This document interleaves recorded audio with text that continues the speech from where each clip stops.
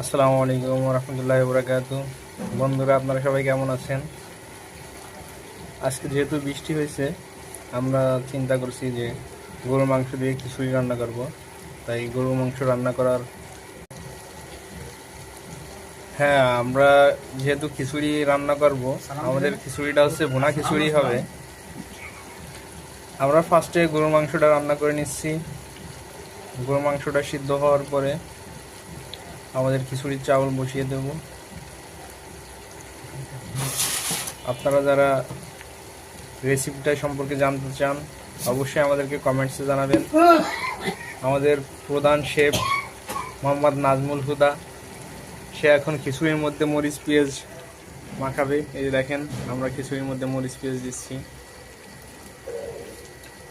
কত গ্রাম রসুন, কত গ্রাম পেঁয়াজ, কতটুকু মরিচ লাগবে, আমাদের এই যে প্রধান বাবুর্চি নাজমুল, তার থেকে আপনারা শিখে নেবেন।